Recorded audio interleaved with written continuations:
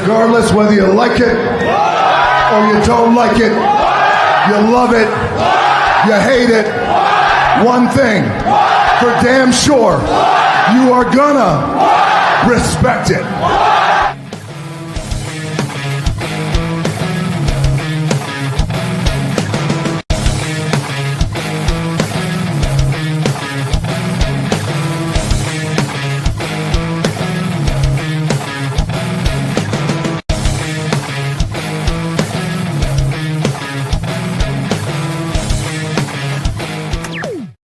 Yo, what it do? What it do? Hey, listen, we're back. A special episode tonight. Usually we don't do Sundays, but we have a special guest in the building tonight. This is our Sunday sessions.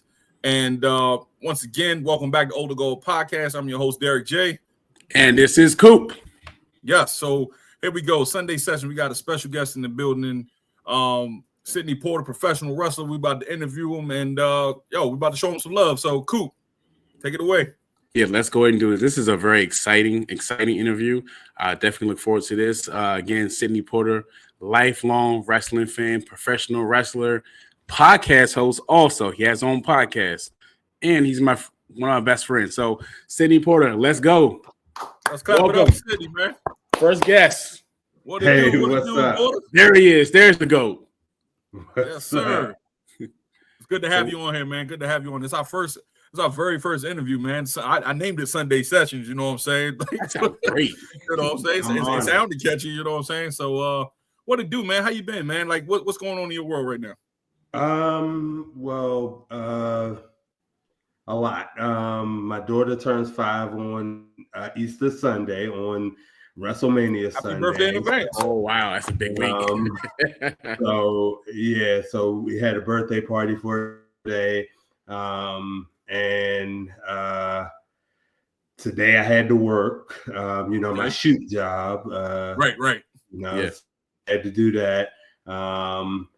This weather's been crazy, so it's like you stay bundled up or you take the coat off, and it's confusing. This is how you get sick. So yes, sir. I'm just trying to maintain out there. Yep. Cool. Go ahead. I love it. Keep maintaining, keep working hard. For the audience, just say a couple of things about yourself and introduce yourself to the audience, sir. Name is Sidney Porter, obviously. That's my shoot name and my wrestling name. Yes. I've been, it's easy to do autographs like that. Right. I've been pro wrestling. This month will make 23 years. I started for my 20th birthday. A guy who said he was the third assassin came in and said, I could train you as a professional wrestler. And he ended up running off with our money. But luckily we had, I met Van Hammer in the parking lot of school. Van Hammer was in WCW, and he opened up his own school, and he trained us from his barn. Wow. And then the Briscoe brothers would come in, Jay and Mark Briscoe, rest in peace, Jay. They would come up from Laurel, Delaware, which was only like a half an hour away, and work out with us and train us. After training, I just started journeying around the different independent organizations, whether it's in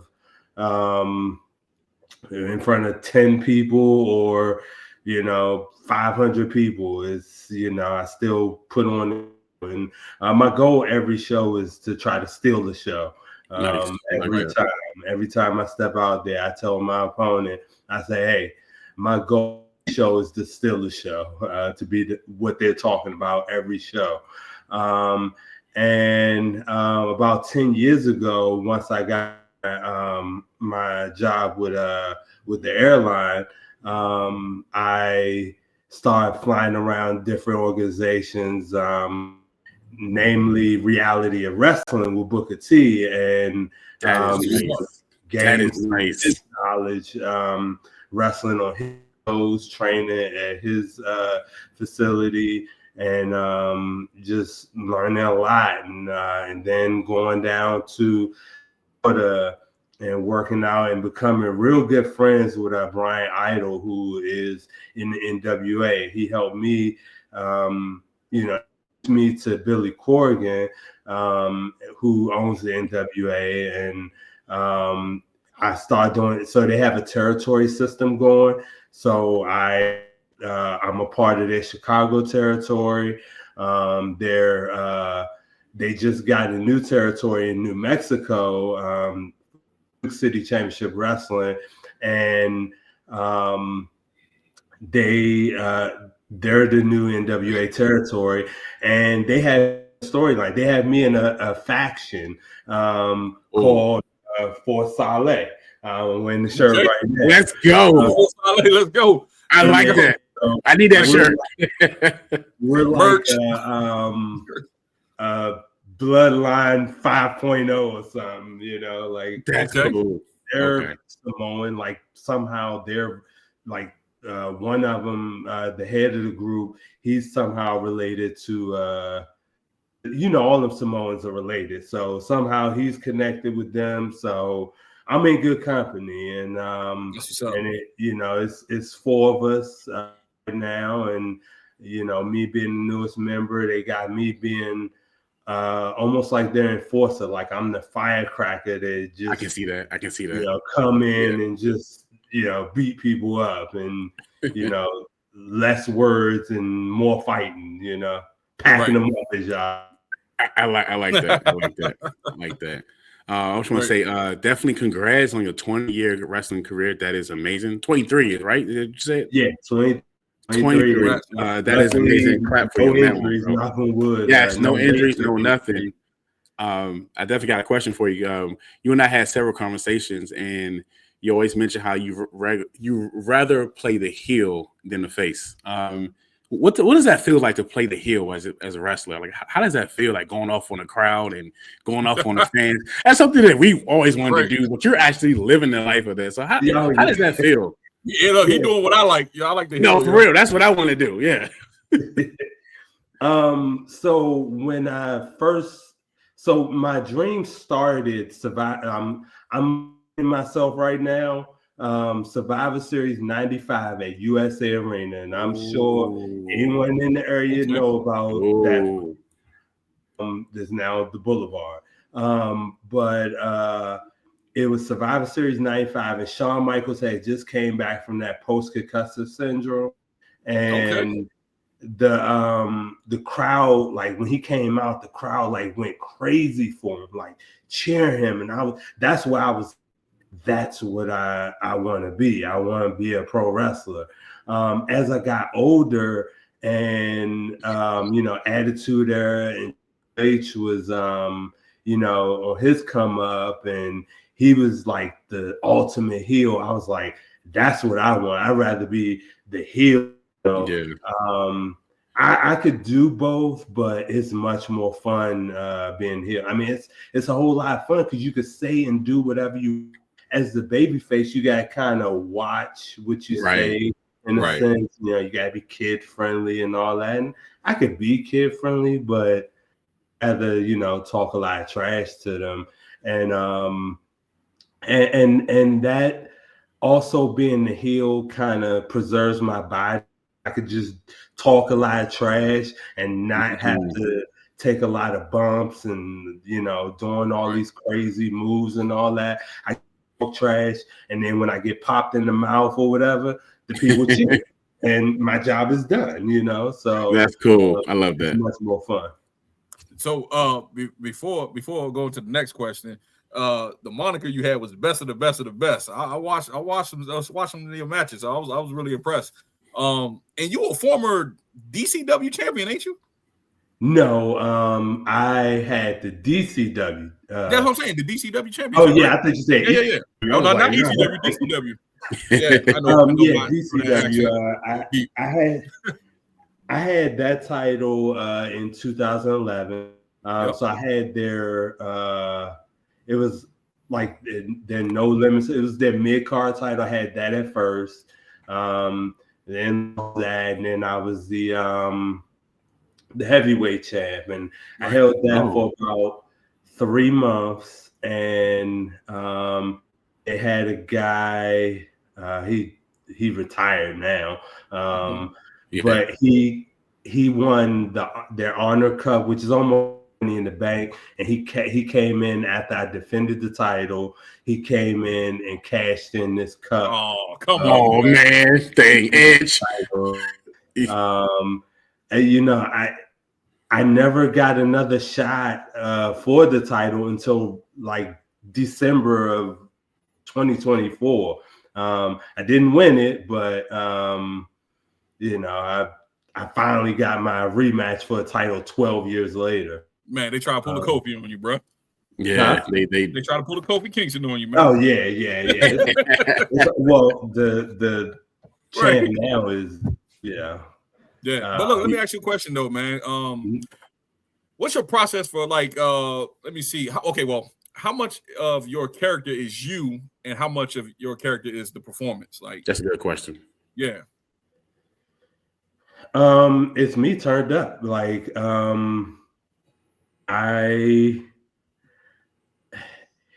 it's me turned up, but also like a contrast of me, because I'm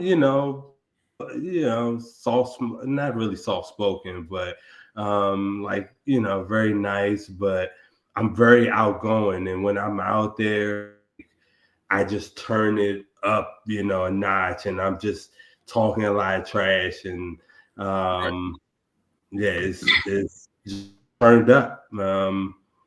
Me saying whatever I can't say, anywhere else, I just say it out in the ring. Yeah, I got you. That's cool. My bad. Okay, speaking of turned up, like getting motivated, what keeps you motivated? Because I'm sure your ultimate goal is to get to the big show, and sometimes life happens, sometimes setback happens. What keeps you motivated to continue with the purpose of being a professional wrestler and getting to your ultimate goal and just keeping that vision going, keeping that dream going? What keeps you motivated? It goes all the way back to 8th grade, actually. And all those kids used to tell me, I was a fat kid, and that I would never be a professional wrestler, tease me and all that stuff, and say I would never make it, I would never be this, I would never do that. And, I'm still here. And then all the thing that motivates me is I've been different places that told me I wasn't good, and that just motivates me even more, like now, to keep going. For basically, if people tell me I can't, I want to prove them wrong and also prove myself right. Like that. Right. Like that. Yeah, I like that. I got a question for you. Have you ever had to try to pivot your character in certain matches, or like pivot just because of fan reaction and stuff like that, or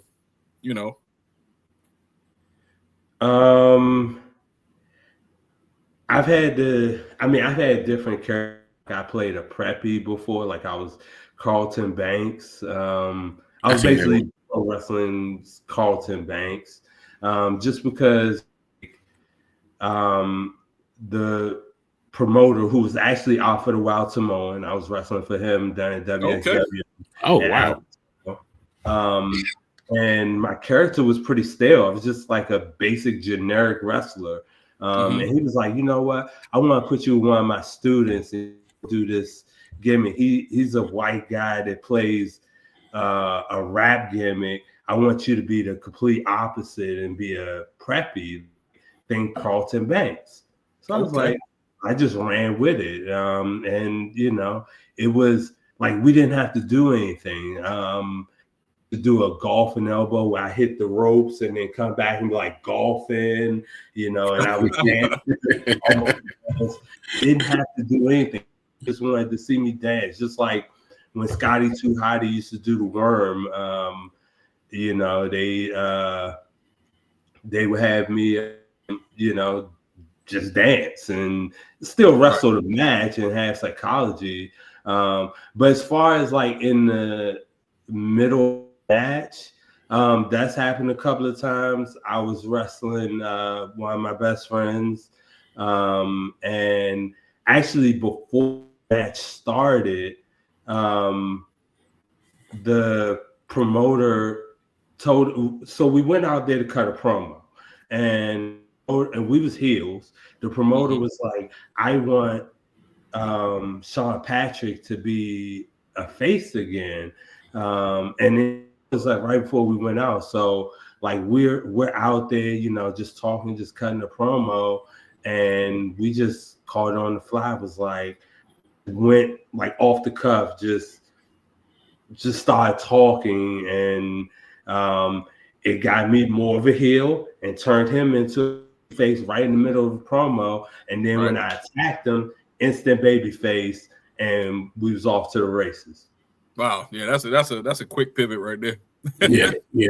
That's a nice pivot. Speaking of being like a lifetime wrestling fan, you know, I'm sure we all have moments where like what got us into wrestling, like what keeps you going. What do you think of like the current state of professional wrestling, WWE, AEW, NXT, and I'm forgetting the company like DNA. There we go. Thank you. DNA. Like, what do you think of the current state of professional wrestling, like as a whole, like as a picture? What do you think?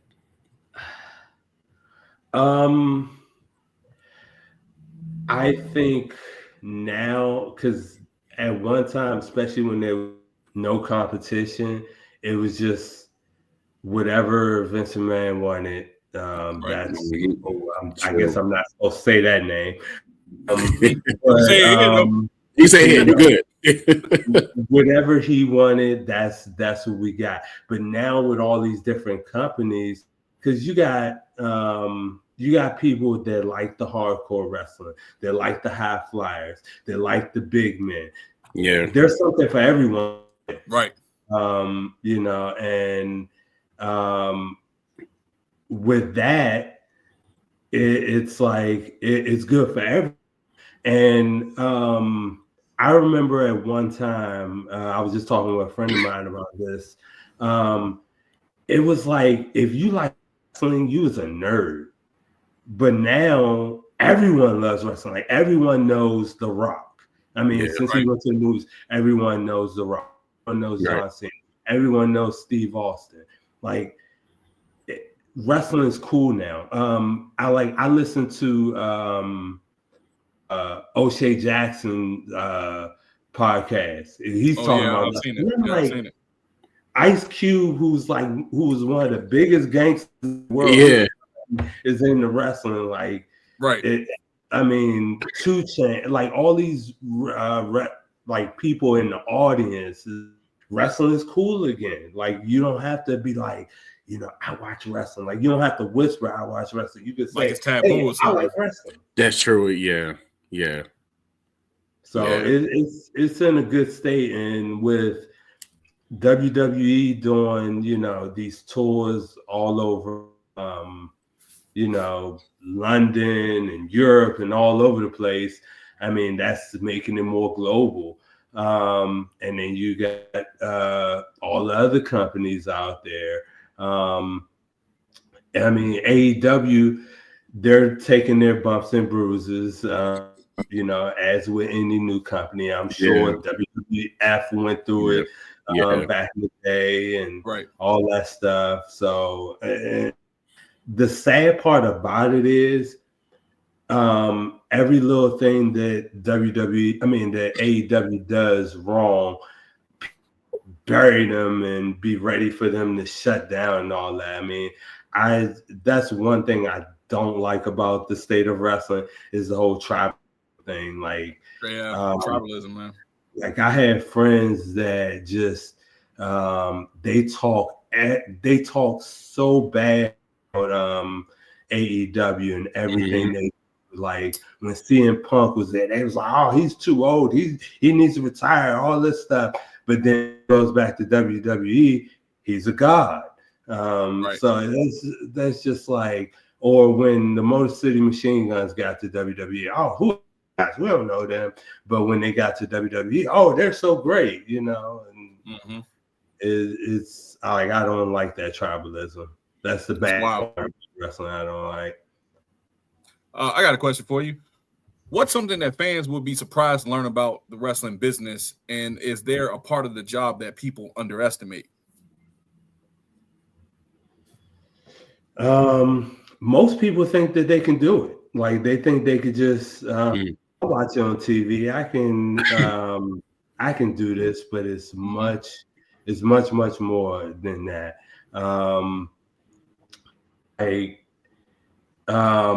And actually that was kind of my thought when I started. Like when the guy ran off without like we had a ring and we had a bunch of wrestling tape. It was like, hey, I seen Jerry this last night on Raw. Let me try this on you. And we end up getting hurt. So but when you well, not really hurt, but like, you do it wrong and it looks bad. Okay, gotcha. Some people do get hurt, but this isn't ballet. Right. But they underestimate the preparation that it takes. Like they think we just walk out there, just do it. It's not exactly that easy. They underestimate the time and travel, the training that goes in with it, the gym, the sacrifice you make, like not being able to be home doing certain things, like like certain events, like you gotta sacrifice some of that. Sacrifice food. Like I know I had a cupcake yesterday at my daughter's actually I had it today. I know I'm not wrestling for a little bit, but if I was wrestling, I would have had to sacrifice like not that, because I gotta step out there in spandex in a couple of weeks. So but yeah, people underestimate the sacrifice we make with time, food, financial, traveling. I mean, it's easy for me because of my shoot job, but for a lot of people, it's a lot of hours on the road, driving 10, 12 hours just to make $20 in front of 10 people. If they have to get a flight, paying for those flights and all that stuff. Yeah, that's what people underestimate, the sacrifices that we make in life. Yeah, thank you for sharing that. That's amazing on sacrifice, because some people can see it as one way. It looks easy because you think it's one way, but the way you explain that is pretty good. Speaking of your great, amazing wrestling career over the years, have you ever shared a ring with any legend, or have like any interaction with any legend, like in the past, with any company, as far as your wrestling journey? Yeah, that was a good question. Oh yeah. Let's see. There's plenty of them. Oh, you got a good one. Look at him. I had my training Van Hammer, of course, and the Briscoes. Okay.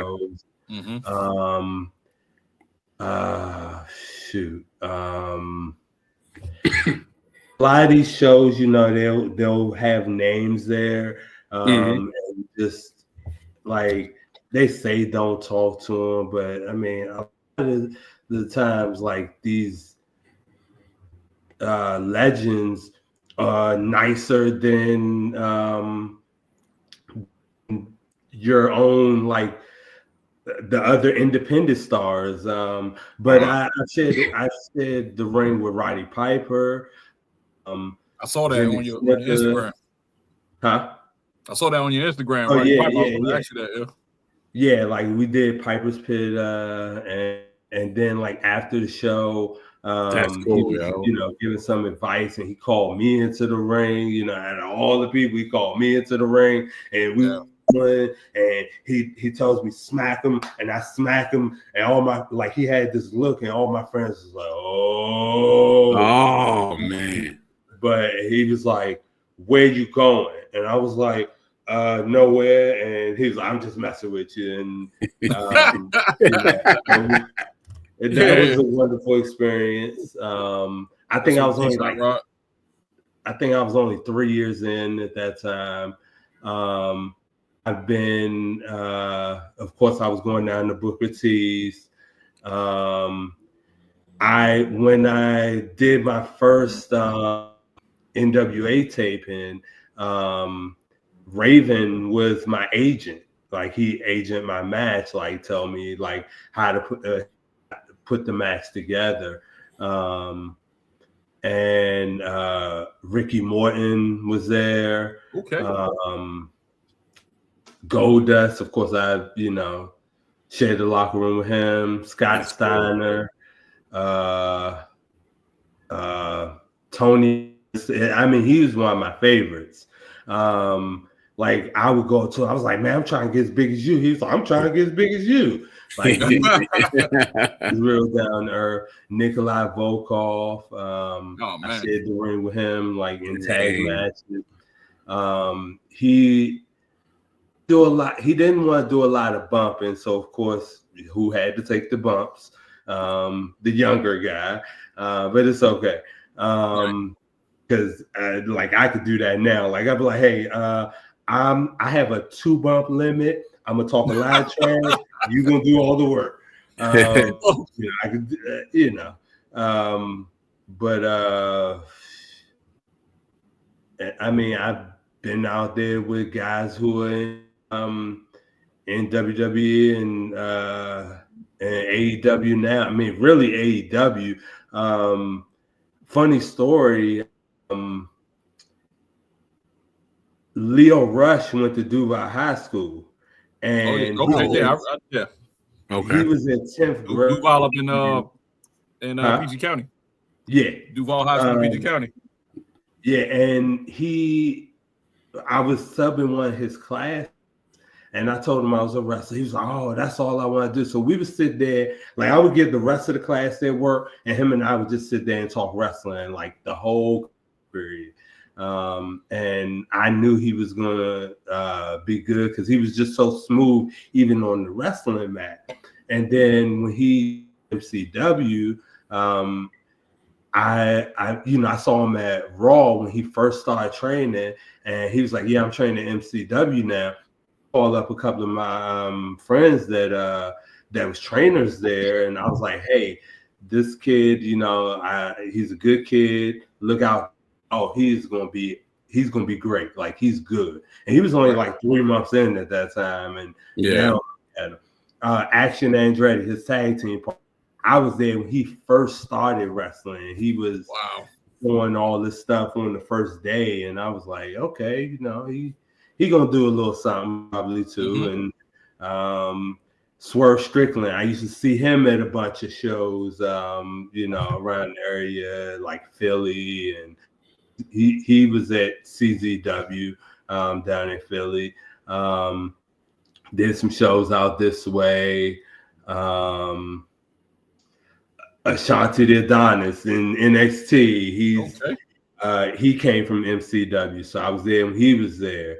But yeah, a lot of the current people like I've run into, somewhere down the line, whether it was in the same locker room or wherever, or just through social media, just be like, hey man, I see you doing your thing, keep doing it, and just grows from there. So sure. Like I talk to everyone, like whether they, like people like, oh, they standoffish. And I talk to everyone. Good. I love that. Right. I got another question for you.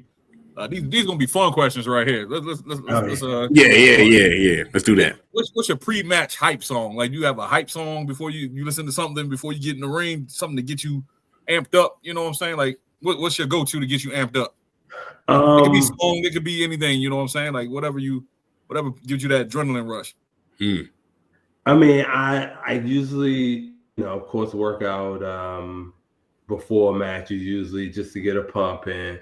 But before I go to the ring, like if I'm listening to something, listen to a lot of WWE theme songs. Like, of course, I'm listening to Roman Reigns, both of his songs. Workout music right there, yeah. Yeah, right. I listen to Swerve. Okay. One of my coworkers, he's a rap artist. I used one of his songs as my theme song in Albuquerque. Okay. So I listen to that when I'm out or before I go, to the ring. Brock Lesnar's thing. Most of them is just WWE for the most part. It's another guy. I just found him. I can't really pronounce his name. It's like top of my list. Okay. I gotta listen to Tupac. Right. Hanu Mankind. Mm-hmm. Okay. I don't know if you can see this. A little bit. Oh yeah. Okay. Got it. Yeah. Got it. Okay. I listened to that. I just found him. Like I was talking to one of my friends and was playing in the background, and I was like, "What is that?" I downloaded it and started listening to it. What else did I listen to? Eminem. I listen to Eminem doing workouts. But yeah, it's just mostly it's wrestling theme songs. Like especially like that. It's like that's the main one I listen to is Roman and Swerve. Yeah. Okay. Yeah, I like That's Roman too. good, That's my workout. That's my favorite one. Yeah. You don't be doing the Swerve dance when you be working out. Hey, if it's leg day, I be ready to do it sometimes. Like I do it real quick and look back. Like listen to, be killing me when he be hitting that thing, boy. I swear. He be killing it though. He come out though, yo. Yeah. I even listen to Steph's theme song sometime, and I be like going like this, gym like 5:30 in the morning, like listen to Seth Rollins music. Yeah, that's what's up, yo. Nice. That's what's up, yo. Coop, you got another one? I'm saying my fun questions for the last one. Yeah, I'm sure you got one fun one. I got one more. Okay, so let's see. If you wasn't wrestling right now, no, I'll take that. That's a boring one. What advice would you give someone trying to break into the industry today? You know, if it's a young kid that's looking into the industry, what advice would you have them? What advice would you give them? Excuse me, to make it in the business. I mean, my answers, of course, is going to be generic, but I mean, it's true.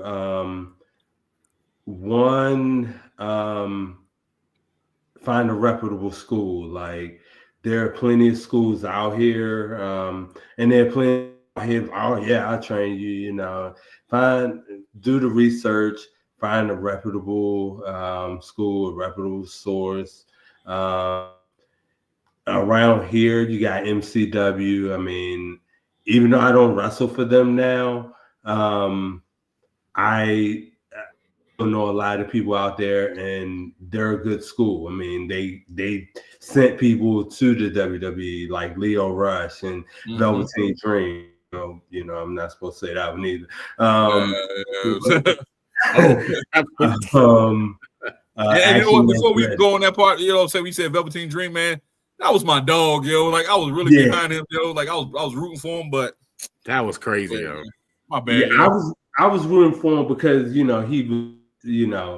came from here, right? But I ain't really like him as a person, honestly. Oh, really? I mean, he's okay now, like but when I was at MCW, like he just had that. I mean, because he was there, at the time. So of course, you have an ego, so I understand. But at that time, I was like, man, I can't stand this dude. But I'm all right with him now. But again, just a reputable school that has like one that has actually done something in the industry, whether they stayed on the indies or not. Just find a reputable school, like find out what they have done, who they have trained, and just that have your financial stuff straight, because it costs to train. You know, anywhere between $2,000 and $6,000. Get in the gym. I mean, everyone is not Kevin Owens. Right. So, you know, you have to have that look. I mean, I know they have all these guys that the high flyers out there, you know, like it's different now than it was back in the day, but it's still a body sport. Like you have to have like some kind of look that stands out. So everything your body has to be right, have the right gear. Like don't be coming up in there with some jorts and tennis shoes. I mean, that only work for one person. You know, that like, you know, get good gear, get good training, be in the gym. Also, I mean, not a lot of people think about this. Have a backup plan. True. You know, some people's like, oh, it's wrestling or bust. No, you got to have a backup plan. Just whatever it may be, really. I mean, education, a good job. I mean, like I have a career with Southwest Airlines, so you know that's my backup plan, and it also helps me go where I need to go. There you go. There's money on that travel, man. I mean, so that's another. I mean, like I'm kind of plugging my company, but get the airline. Like, you know, if you're gonna be a wrestler, get a job with an airline because, you know, it can help you go far. Right. Because I look at it like this: if a promoter had to choose between you and another person, y'all both, you know, same skill level and all that, but this person you gotta pay for their trans, this you don't, who they gonna go with in the instant? Solid point. Yeah. So you know, get a back and you know. Yep. Yeah. All right, cool. Be ready to sacrifice too. Oh, yeah. Right. Oh, yeah. Sacrifice. It's a big part of it. Yeah. Right. All right, let me take this one. So this is a fun question because I want to pick your brain about this. If I see a lot of people who do this, they route Mount Rushmore of professional wrestlers. Who would you pick? Who would you pick? So I listen to Busted Open every day, and I listen to a bunch of other podcasts, and this is the same question all I'm asking. I just, I've been fighting this. Look, don't hold back now. Yeah, right. I mean, okay. So first, are we talking WCW, WWE? Man, we talking all times, all companies. To add more pressure on you, talking about all time or 80 companies. Ooh.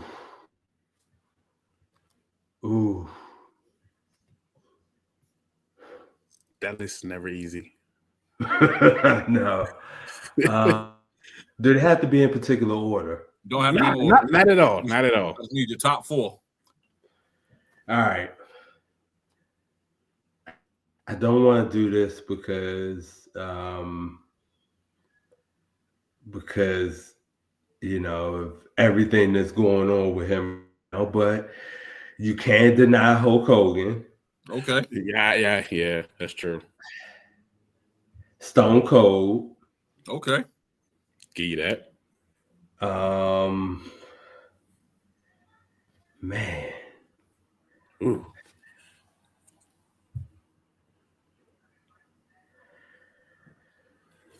John Cena. I don't. Oh, that's okay. Oh, didn't want. Damn, I really didn't want to put him on there, but I mean, you can't deny what you can't deny. Yeah, I'm not mad at that. Like, talking about impact. Yeah, I mean that's Hogan got the biggest impact out of everybody. I ain't gonna lie, but it's the stuff that he did, or said. Yeah. Like Yeah. Like damn, yeah. One more. Need one more.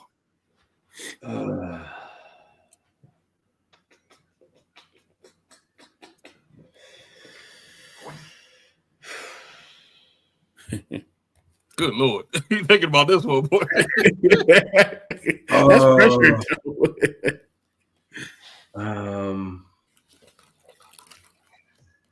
Wow. It's that last slot.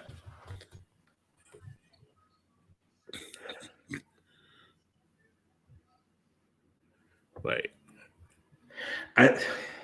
I'm not the biggest fan of his, but I mean you can't deny what he did back in the.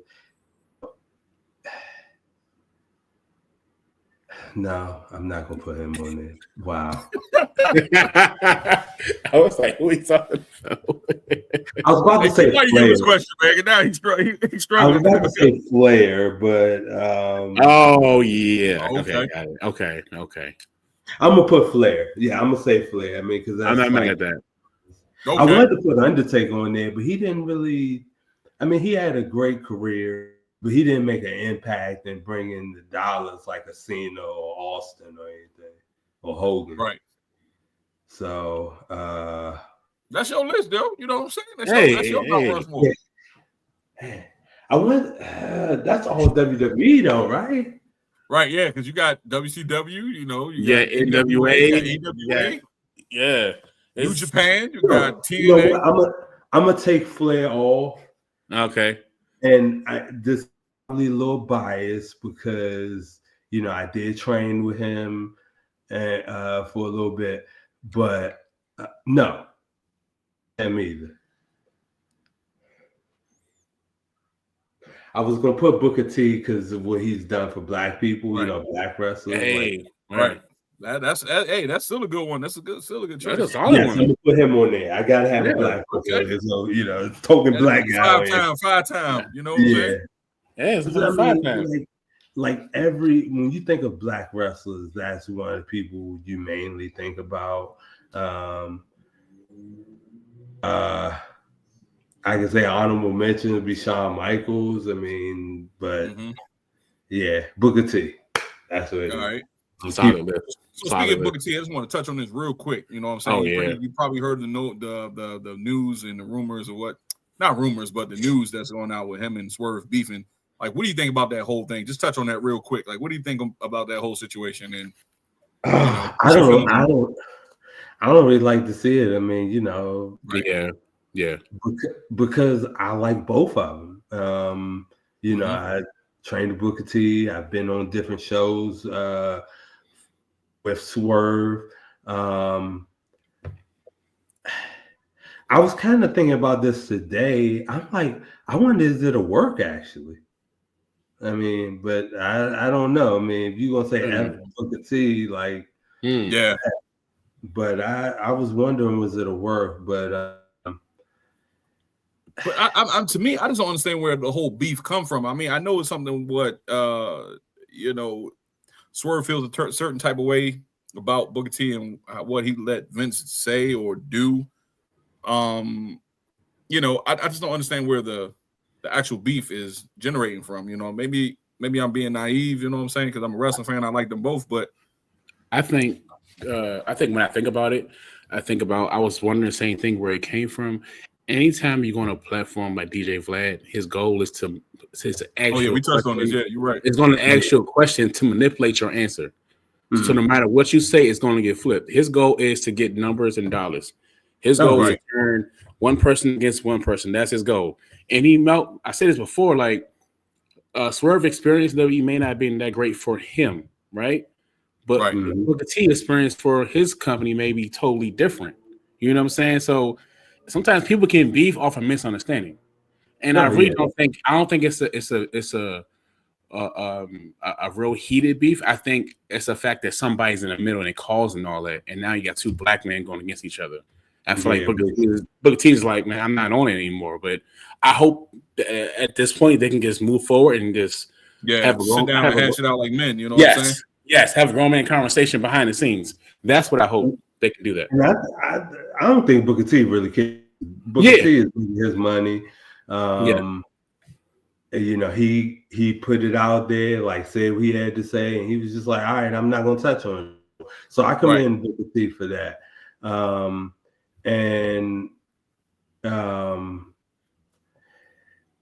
I think that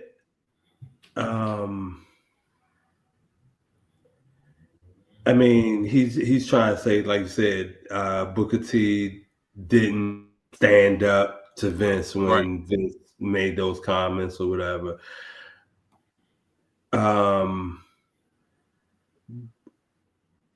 I mean, some people might think he probably should, but that's your job. And sometimes a lot of people you got to keep your mouth shut. And you see, since the incident, since all that stuff went down with Booker and Vince, where's Booker T's career gone? Hall of Famer, two-time Hall of Famer. Two-time Hall of Famer. Yeah. If I'm not mistaken, I think he got introduced into the TNA Hall of Fame. Did he get introduced into it? No, I don't think so. I don't think so. Never mind. If he hasn't, I'm sure he will be at some point. Yeah, he will be at some point. Yeah, he will be. I mean, he was the first TNA Legends champion, right? So yeah. Really, he's a 3-time Hall of Fame because for a brief minute he was with the NWO, and they did get inducted. That's true. That's true. And he was damn entertaining. I swear. Right.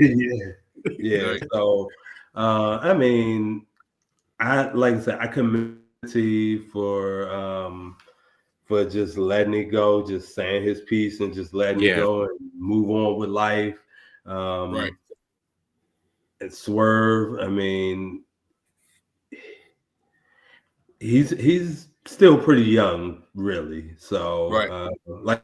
I still like him, but I mean, he's one of my favorites on AEW. He actually is my favorite on AEW, but just grow up and forget about. I mean, like, just grow up, just make your money and move on. Like I saw that around with you know what I'm saying?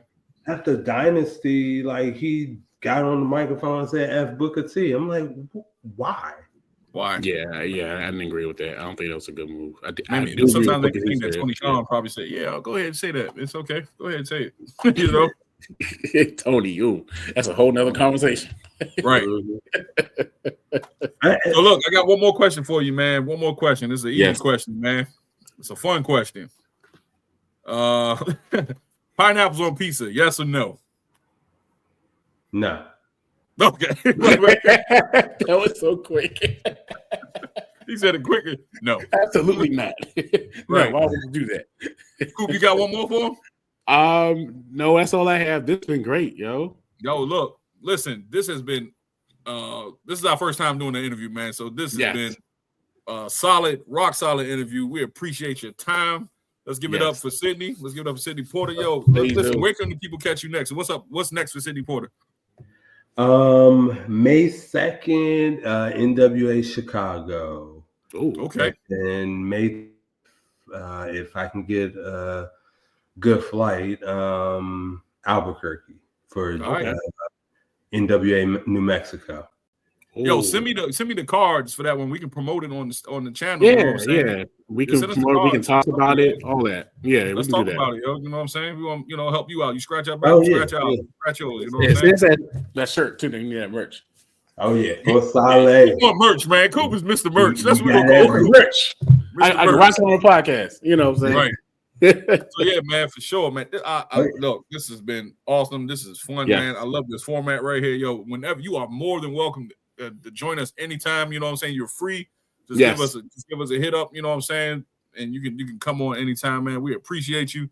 Let's give it up for Porter one more time. Yeah, thank you. Sir. I'll definitely do this again, and hopefully I can fire mine back up and get y'all on it. And look, we would like to do that, man. We like to see that happen. You know what I'm saying? Yeah, we can do it. Yeah, I just gotta sure. sit down, open up the computer, and just do it. And yeah, Right. yeah. That's what happened to us. Like it was day one, and now we on day. I don't know what day we are, but yeah. I don't even know what day it is, but I know it's we're growing fast. You know, pause. Yeah. We're growing. You know what I'm saying? It's Yeah, crazy and out here, yo. it's definitely. like Look, man. All the Yeah. Gold podcast. Well, I can't even say it. Look, I'm so hyped. All the Gold podcast. Look, we thank you, Porter, man. We're out of here. Yeah, man. So this week, just real quick for all the viewers out there, this week is WrestleMania week. We're gonna be we're gonna have a full week this week, man. Full week. So just stay tuned, y'all. We're gonna grind with you guys and grind for you guys. So yo, I'm Derek. That's Coop. That's Porter. Yo, we out of here, man. Peace. Peace.